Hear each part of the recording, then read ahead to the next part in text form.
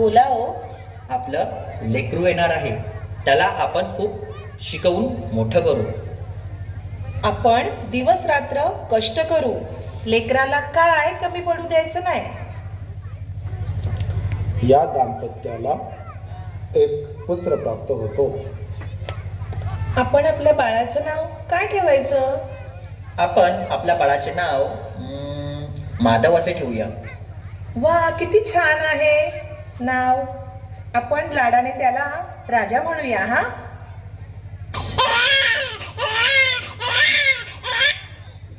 माझ्या बाळाला झोप कागनाई,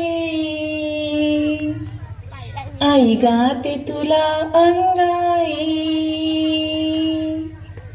जो बाळा जो जो, जो बाळा जो जो. 6 वर्षानंतर. राजा, तू आता मोठा झाला आहेस. तुझे नाव शाळेत दाखल केले आहे. तुझ्यासाठी शाळेचा गणवेश घेऊन आलो आहे. बाबा, मला माझा गणवेश दाखवा ना.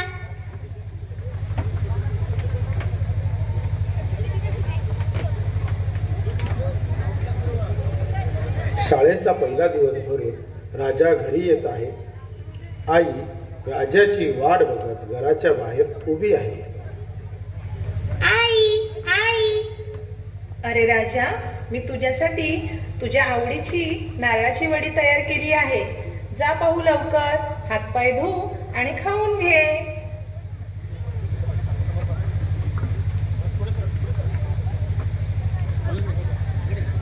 मध्ये मध्ये मध्ये मध्ये. राजा, काय झाले?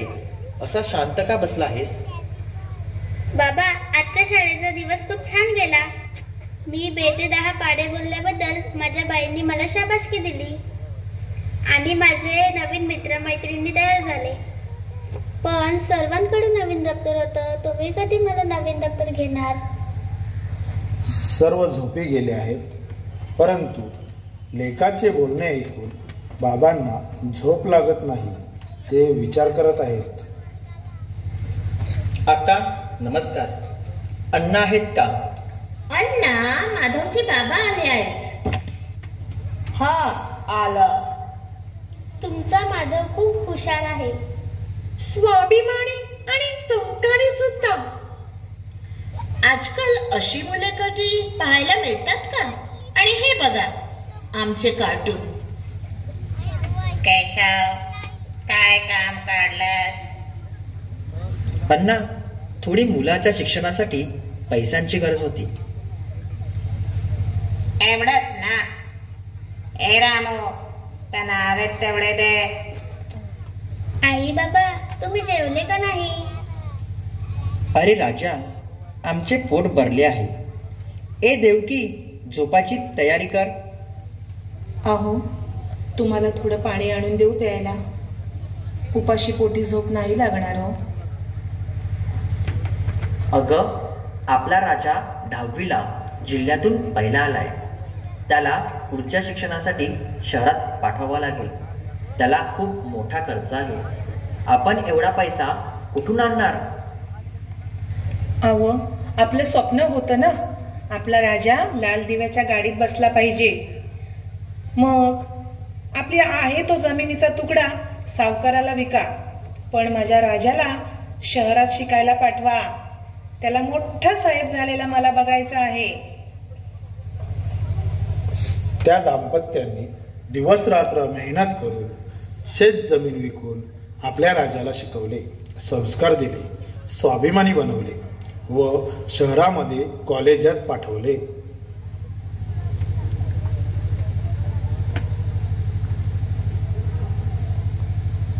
अहो, माझ्या राजासाठी मी नारळाची वडी केली आहे. या वर्षीचे महाविद्यालयाचे पैसे तुम्ही द्यायला जाणार आहात ना? सोबत घेऊन जा हा, आणि माझ्या राजाला द्या.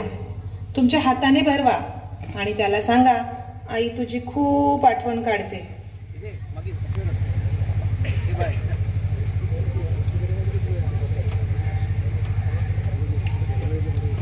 बाबा राजाला भेटण्यासाठी शहरामध्ये त्याच्या कॉलेजात जातात.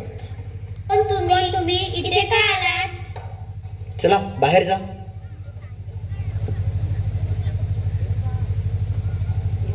बाबा, तुम्ही माझ्या कॉलेजमध्ये येत नका जाऊ. तुम्ही आल्यामुळे माझ्या मित्रांमध्ये माझी मान खाली झाली आहे. कृपया तुम्ही जे माझे वर्षाचे पैसे पोस्टाने पाठवत जा. बाबा राजाला भेटून घरी येतात. अहो, राजाला भेटलात ना? कसा आहे हो माझं पोर? मोठं झाला असेल, तुम्हाला बघून आनंद झाला असेल त्याला. बोला ना, कसा आहे माझा राजा? त्याला दिलीत ना नारळाची वडी? काय बोलला तो? माझी आठवण काढतोय का हो तो? कसं आहे माझं बाळ?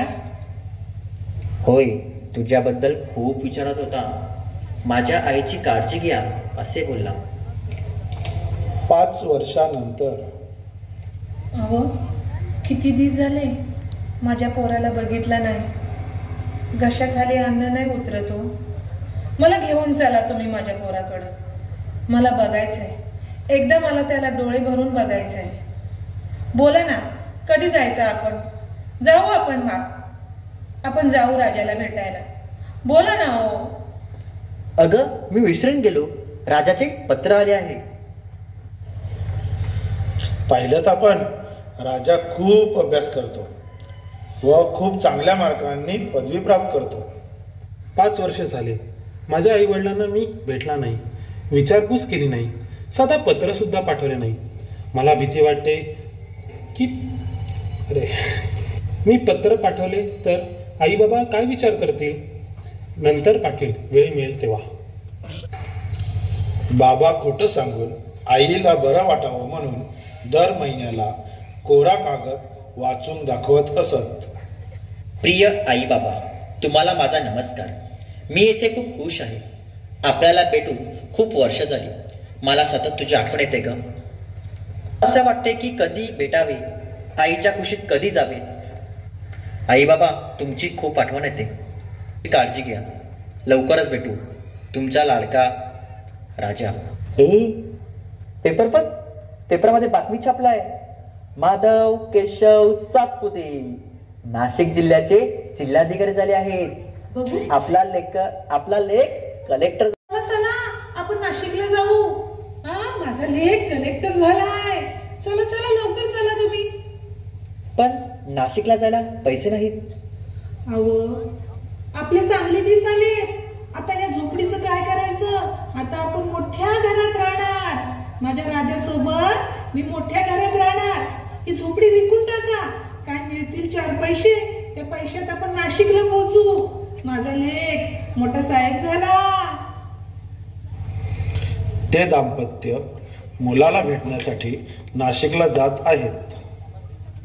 तुमचा साहेब हा माझा मुलगा आहे. त्याला सांगा तुझे आई बाबा आले आहेत. तुमचा मुलगा? तुम्ही बघा, तुमची अवस्था बघा. साहेब कुठे आणि तुम्ही कुठे? बाहेर चला.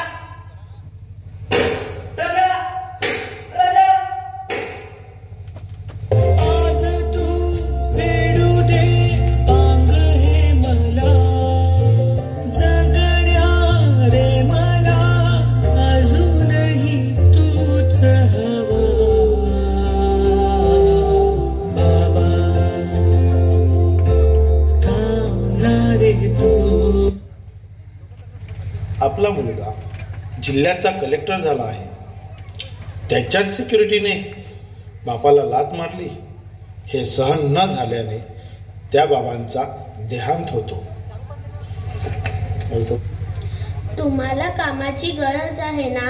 कलेक्टरच्या मुलाला सांभाळण्यासाठी आयाची गरज आहे. तुम्ही तिकडे जा. हो चालेल. स्वतःच्या मुलाच्या घरात ती माऊली नोकर म्हणून कामाला लागते आणि स्वतःच्या नातवाला खूप सारे प्रेम देते. त्याच्यासाठी अंगाई गाते. माझ्या बाळाला झोप काग नाही, आई गाते तुला अंगाई. जो बाळा जो जो बाळा जो जो. अंगाई माझी आई सुद्धा बोलायची. हे घ्या नारळाची वडी. हे कोणी बनवलंस?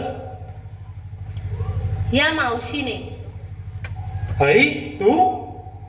हो राजा. काय आई?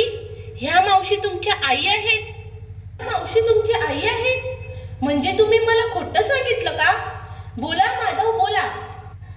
अहो, आई वडिलांनी आपल्याला जन्म दिला म्हणून आपण ही दुनिया पाहू शकलो.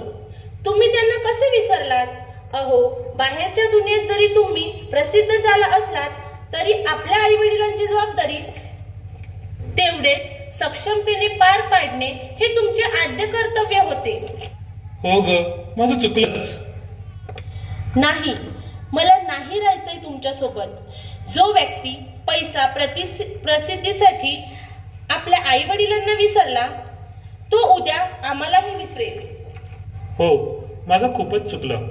मला माफ करा आई, मला माफ कर. राजा, तुला तुझ्या चुकीची जाणीव झाली यातच मला समाधान आहे. सुखी राहा.